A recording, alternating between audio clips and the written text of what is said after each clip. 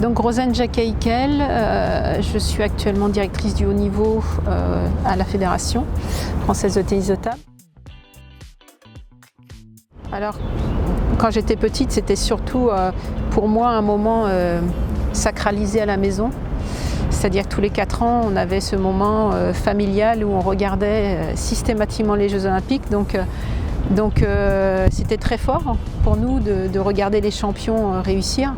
Avec mes parents, avec mes frères, on regardait. C'était vraiment quelque chose de très important l'été. Et systématiquement on suivait beaucoup les sports et on avait des frissons à entendre l'hymne national, le monter de drapeau. C'est vraiment quelque chose de très fort. Pour moi, ça a toujours été l'événement sportif le plus important, au-delà même d'une Coupe du Monde de foot. C'est quelque chose qui est beaucoup plus universel et qui touche beaucoup plus de disciplines sportives. Et il est vrai que c'était toujours été un rêve pour moi de participer et de vivre ça de l'intérieur. Ouais. Moi, ça serait quoi ? Pas facile. Pas facile. Je dirais Marie-Jo à Atlanta. Oui, c'est fabuleux. On était debout quand on la voyait courir. C'était incroyable ce qu'elle a fait. Ouais. C'est la capacité d'être parmi les sports majeurs et de se retrouver à égalité avec des grands champions, avec des gens qu'on voit tout le temps à la télé, et de faire partie d'une équipe de France unie en fait, et réunie. Et c'est un moment très particulier par rapport à ça. Et c'est surtout ça qui permet de vivre un peu différemment les choses. Parce que quand on est au village, on part du village et en fait on va sur nos épreuves, on se retrouve très souvent avec les mêmes individus, le même staff qu'on a l'habitude de voir sur des championnats du monde, etc. Mais c'est tout ce qui se passe en dehors, où là c'est exceptionnel parce que de croiser des membres imminents de tous les sports, c'est quelque chose d'exceptionnel qu'on n'a pas l'habitude d'avoir, quoi. Quand j'ai fait Pékin, c'était exceptionnel, c'était mon premier jeu et on avait une phase où c'était compliqué parce que la qualification était compliquée. D'aller chercher le quota à Pékin, c'était quelque chose d'exceptionnel. C'était à Nantes, on a vécu quelque chose de vraiment très particulier. Et Pékin, ça reste Pékin, c'est-à-dire que c'est le lieu, la Chine est le lieu, voilà, ce sont les patrons en tennis de table. Et on a vécu à Pékin quelque chose d'exceptionnel pour le tennis de table, entre Zhang Yinyin qui a fait le discours des athlètes à la cérémonie d'ouverture, moi j'ai été à la demi-finale de Malines et j'étais dans le taxi pour traverser pour aller à la demi-finale, et vous voyez dans tout Pékin, sur tous les écrans géants, du tennis de table. Et c'est là qu'on se rend compte que le tennis de table en Chine, c'est quelque chose d'extrêmement puissant et de très très grand. C'est quoi ton moment ? Il y a eu le match de Lian Junfei avec, je me souviens, Chouchou qui gagne 4-3 au deuxième tour de Londres, où c'était incroyable parce que le match était extrêmement tendu, c'est très dur sur cette australienne, ça durait énormément. Il y avait l'expédite. Et c'était incroyable, et elle a poursuivi son aventure puisqu'elle a réussi à gagner ce tour-là. Et je me souviens très bien que je sais que les téléspectateurs français avaient vu ce match et c'était très long. Et François Hollande, qui était venu au village visiter les athlètes le lendemain, nous a accostés et a parlé à Li Shui de son match en disant pourquoi t'attaquais pas plus, etc.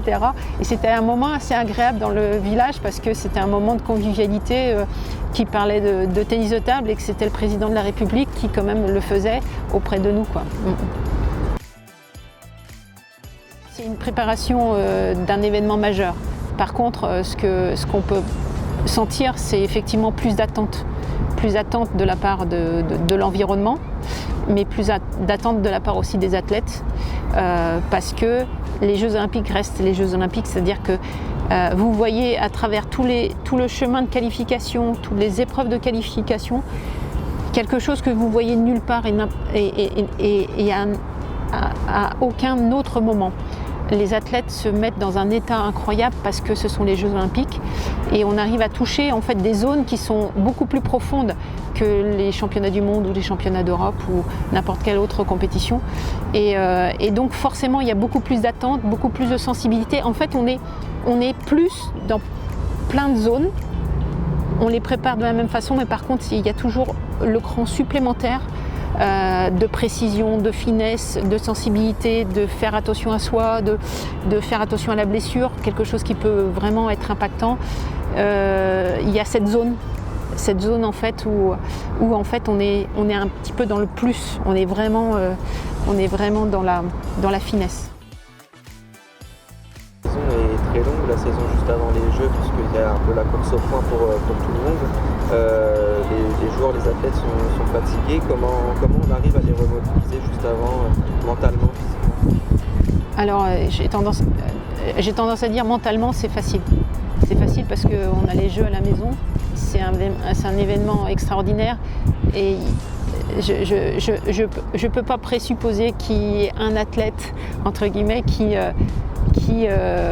n'arrive pas à se mobiliser pour ça et trouver des ressources pour se mobiliser. Par contre, la nécessité pour nous va être effectivement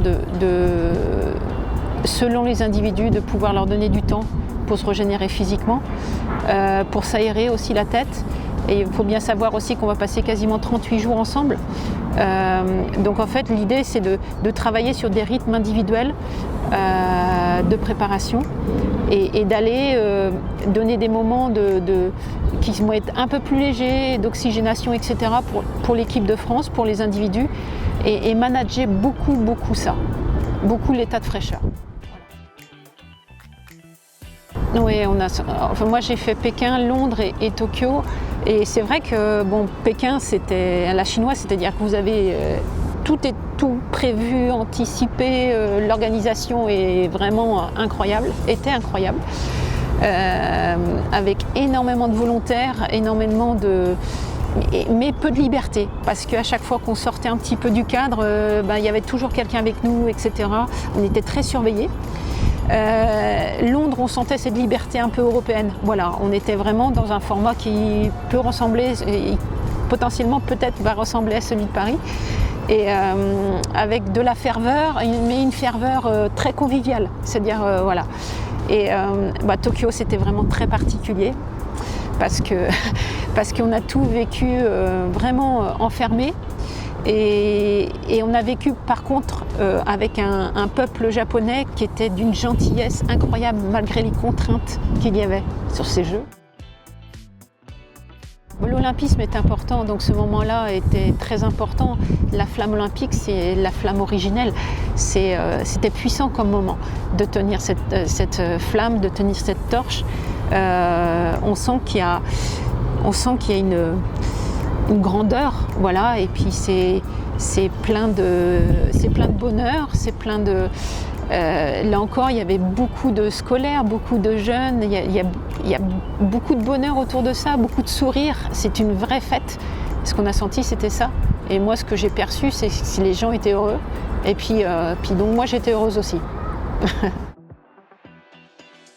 Tunis, le contender de Tunis et le star contender de Bangkok qui peuvent nous servir en fait à réajuster ou aller chercher les derniers points pour la place des têtes de série pour les Jeux Olympiques.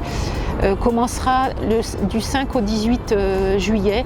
Nous serons à Nantes en stage de préparation et nous rentrons au village le 22 juillet. Ouais, alors, mon petit mot, c'est simplement déjà merci d'être là, merci de nous soutenir et surtout garder la foi. On a beaucoup d'espoir, on a beaucoup d'ambition et on a besoin de vous, on a besoin de votre chaleur et on a besoin de votre soutien pour être encore plus fort qu'on ne l'est actuellement. Donc merci d'être présent et on sait que vous êtes là.